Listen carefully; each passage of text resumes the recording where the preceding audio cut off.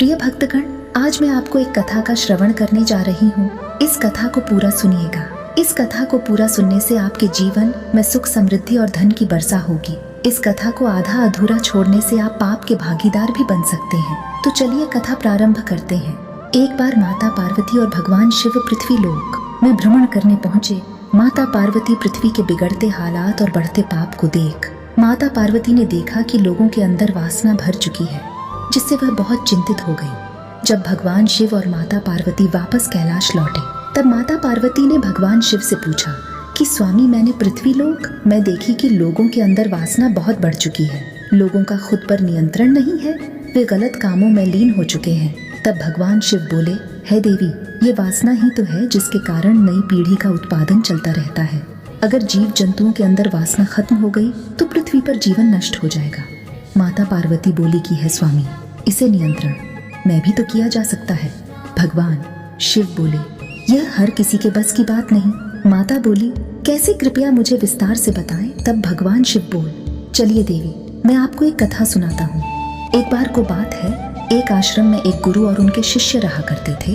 वे रोजाना आश्रम के बाहर स्थित गांव में भिक्षा मांगने जाते थे। उस आश्रम का एक शिष्य जिस गांव में भिक्षा मांगने जाता था, उस गांव के रास्ते में एक नदी पड़ती थी। एक दिन जब वह शिष्य उस रास्ते से जा रहा था, तो उसने देखा कि एक लड़का पेड़ के पीछे छिपा हुआ है। वह शिष्य उस लड़के के पास में गया और उस लड़के से पूछा कि तुम यहाँ इस पेड़ के पीछे खड़े होकर क्या कर रहे हो? तभी लड़के ने कहा कि तुम्हें नहीं दिख रहा है कि मैं क्या देख रहा हूँ? जरा एक बार उधर नजर डालो। तभी शिष्य ने देखा कि कुछ स्त्रियां पानी भर रही थीं। लड़कियों की उम्र 14 से 15 की थी। तभी शिष्य ने कहा कि यह पे तो स्त्रियां पानी भर रही हैं, तो इसमें छिपकर देखने वाली बात क्या है? वह लड़का बोला, अरे पागल, तुम्हें दिखाई नहीं दे रहा है क्या? कैसे ये परियां नदी से पानी निकल रही हैं? जरा एक बार उनकी अदाओं को तो देखो, उनके कोमल शरीर को देखो, उनकी पतली कमर को देखो, उनके बाल कैसे उनकी कमर में लहरा रहे हैं, माने सुंदरता बिखर रही हो। और यह सब सुन के शिष्य ने फिर उस नदी की तरफ देखा।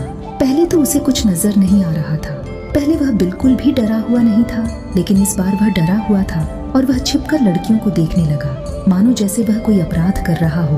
वह अचानक कांपने लगा और उसने अपने आप से कहा, मैं ये सही नहीं कर रहा हूँ, मुझे यहाँ से चले जाना चाहिए। और फिर जल्दी से वह से चला गया। लेकिन जब वो शिष्य आश्रम गया तो उसकी आंखों से सामने वो दृश्य बार बार आ रहा था। जो को उसने वह पर देखा था, अब उसका किसी भी काम में मन नहीं लग रहा था। अब वो रोज भिक्षा मांगने के लिए जाता और हर रोज उन लड़कियों को देखने लगा। और अब यह उसका रोज का काम हो गया।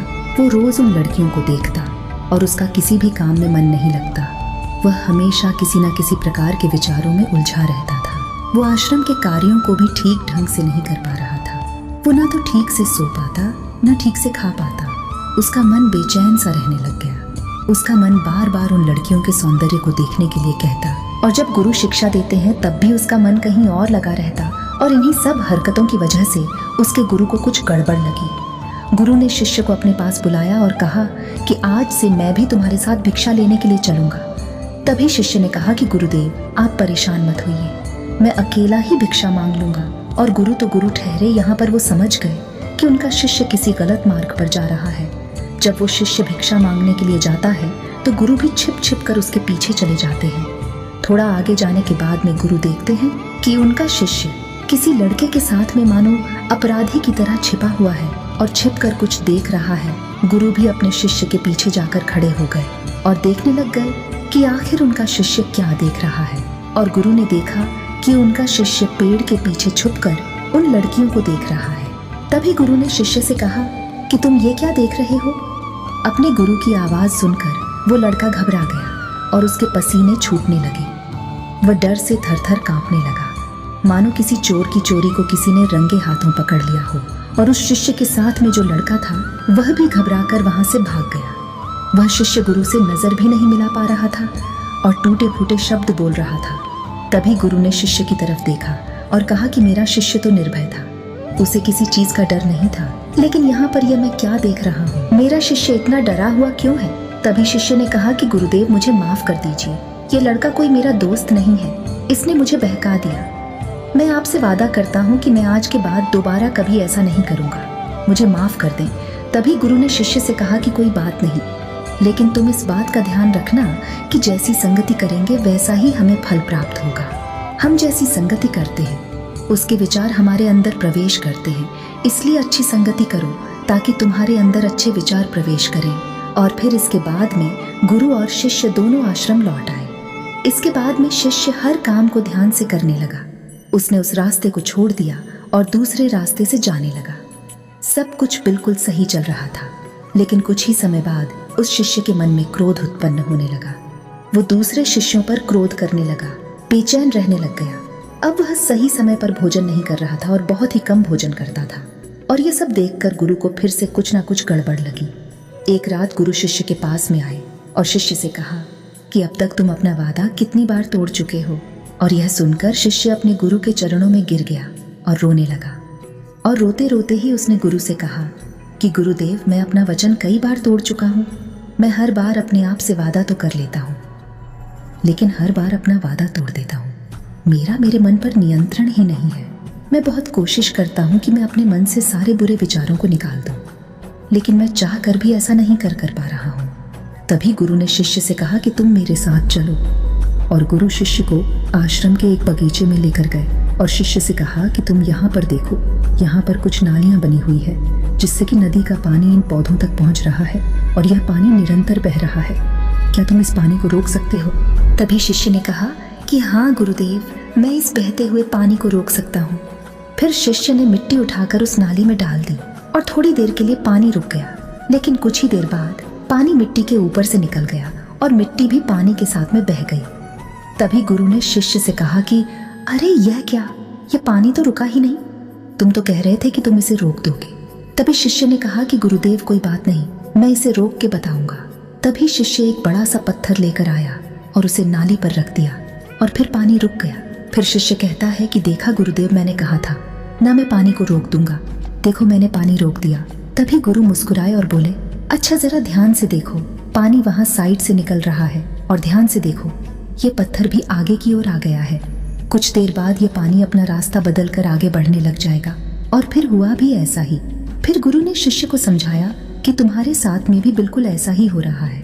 तुम बार बार प्रयास कर रहे हो, बड़े से बड़ा प्रयास कर रहे हो, लेकिन हर बार तुम्हारा जो प्रयास है वह टूट रहा है और यह हमेशा ही टूटता रहेगा। तुम कितना भी बड़ा पत्थर क्यों ना रख लो, लेकिन पानी तो अपना रास्ता बना ही लेगा। और यह सब सुनकर शिष्य ने कहा कि गुरुदेव, क्या इससे बचने का कोई तरीका नहीं है? क्या मैं इन गंदे विचारों से बाहर नहीं निकल सकता? तभी गुरु शिष्य को एक नदी के पास ले आए जहां से उस बगीचे को पानी आ रहा था। गुरु ने शिष्य से कहा कि यही वो नदी है जहां से पानी जा रहा है। अगर हम यहीं से उस रास्ते को बंद कर दें जहां से पानी बगीचे में जा रहा है, तब क्या हम इस पानी को रोक सकते हैं? तभी शिष्य ने कहा कि हाँ गुरुदेव, ऐसा हो सकता है। मैं एक काम करता हूँ, यहीं से पानी को बंद कर देता हूँ ताकि आगे की जो नाली है उसमें पानी ही ना जाए और फिर बगीचे में भी पानी नहीं जाएगा। तब बहुत मेहनत करके उस शिष्य ने पत्थर मिट्टी डालकर पानी को बंद कर दिया। और फिर शिष्य ने गुरु से कहा कि गुरुदेव, मैंने पानी को बंद कर दिया है। अब यह पानी ना तो नाली में जाएगा और ना ही बगीचे में जाएगा। तभी गुरु ने कहा कि अगर ये पानी बगीचे में नहीं जाएगा, पेड़ पौधों को पानी नहीं मिलेगा, तो क्या ये पेड़ पौधे जीवित रह पाएंगे? तभी शिष्य ने कहा कि बिल्कुल भी नहीं, पेड़ पौधों को तो पानी की आवश्यकता होती है। बिना पानी के तो सारे पेड़ पौधे मुरझा जाएंगे, इसलिए हम ये पानी बंद नहीं कर सकते। हमें पानी को जाने ही देना होगा। और तभी गुरु ने यह भी कहा कि क्या हो अगर हम पूरी नदी के पानी को बगीचे में छोड़ दें? तभी शिष्य ने कहा कि सारे जो पेड़ पौधे हैं वो नष्ट हो जाएंगे और फिर कुछ भी नहीं बचेगा। तभी गुरु मुस्कुराए और बोले कि तुम इस बात को समझो कि हमें किसी भी चीज को रोकना नहीं है, हमें तो बस संतुलन बनाए रखना है। अगर हम पानी नहीं देंगे तो भी पौधे नष्ट हो जाएंगे, और अगर हम बहुत ज्यादा पानी देंगे तो भी पौधे नष्ट हो जाएंगे। और ठीक इसी तरीके से हमारा जीवन भी संतुलन से ही चलता है। अगर मैं तुमसे कहूँ कि तुम आम के बारे में मत सोचो, तो तुम्हारे मन में सबसे पहला चित्र किसका आएगा? शिष्य ने कहा आम का। तभी गुरु ने कहा कि ठीक उसी तरीके से गंदे विचारों को जबरदस्ती रोकने का प्रयास ना करो। तुम जितना इन्हें रोकोगे ये उतने ही ज्यादा तुम्हें तंग करेंगे, इसीलिए कभी भी उन्हें दबाने की कोशिश नहीं करनी चाहिए। और कई बार गंदे विचार बुरे लोगों की संगति करने की वजह से भी आते हैं। कई बार होता क्या है कि कामुकता हमारे अंदर होती तो है, लेकिन कुछ अश्लील लोगों के साथ रहने की वजह से ये हमारे अंदर हावी हो जाती है। जैसा कि तुम्हारे साथ हुआ था।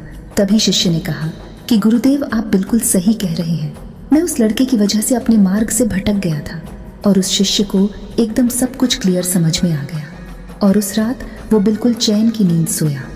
अगले दिन वह शिष्य नदी पर गया जहाँ पर लड़कियाँ पानी भर रही थीं और शिष्य ने उन लड़कियों से पानी मांगा और उन लड़कियों में से किसी एक लड़की ने शिष्य को पानी पिलाया और उसके चरण भी स्पर्श की और उस शिष्य ने उसे आशीर्वाद दिया कि तुम्हारा कल्याण हो। और शिष्य को मानो ऐसा लगा हो कि उसका सब कुछ खोया हुआ उसे वापस मिल गया हो। जब शिष्य उस रास्ते से वापस जा रहा था तब उसने देखा कि वो लड़का अभी भी उन लड़कियों को देख रहा है।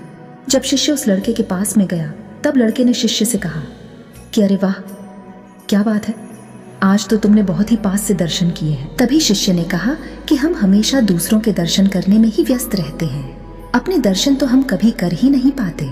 तुम कब तक इस पेड़ के पीछे छुपते रहोगे? किसी को पसंद कर लो और उसे बोल दो। अगर वो भी तुम्हें पसंद करती है तो शादी कर लेना और कुछ बन जाओ। तुम अपने आप को पहचान लो, ऐसे समय बर्बाद मत करो। और यह सब सुनकर उस लड़के की भी आंखें खुल गईं और उस लड़के ने भी नदी पर जाना बंद कर दिया। और इसी के साथ शिवजी ने कथा को विराम दिया। आशा है आपको कथा अच्छी लगी होगी। कृपया हमारे चैनल को सब्सक्राइब करें और वीडियो को लाइक करें। अगर आप सच्चे शिव भक्त हैं तो कमेंट में हर हर महादेव लिखना ना भूलें। धन्यवाद।